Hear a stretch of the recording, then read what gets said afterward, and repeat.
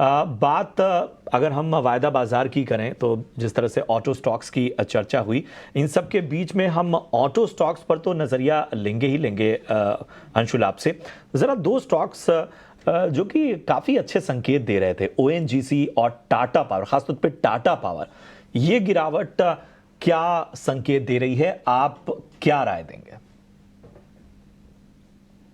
Tata power में weekly chart पे एक ब्रेकडाउन आता हुआ दिख रहा है। यहाँ पे टॉप काइंड ऑफ फॉर्मेशन है और 20 डे मूविंग एवरेज आज के सेशन में थोड़ा गैप के साथ तोड़ा है, तो ये नेगेटिव फॉर्मेशन है। और 20 डे मूविंग एवरेज जनरली जब टूटता है तो स्टॉक 50 डे मूविंग एवरेज की तरफ बढ़ता है जो 345 पे है।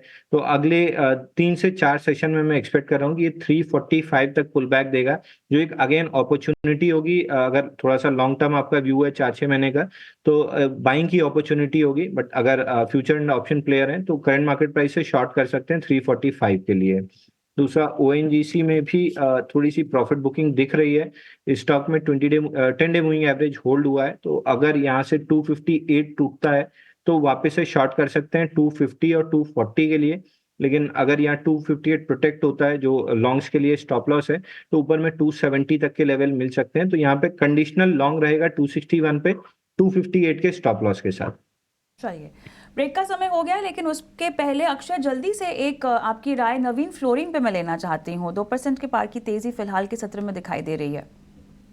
जी, नवीन फ्लोरिन हालांकि आज के डे ट्रेडिंग में उछला है, पर अगर थोड़ा ब्रॉडर चार्ट स्ट्रक्चर देखें तो अभी भी नेगेटिव चार्ट स्ट्रक्चर है। ये स्टॉक ने 3240 के स्तर पे एक टेक्निकल वीक ब्रेकडाउन करा था, तो इसका जो पोजीशनिंग है थोड़ा नेगेटिव की तरफ है।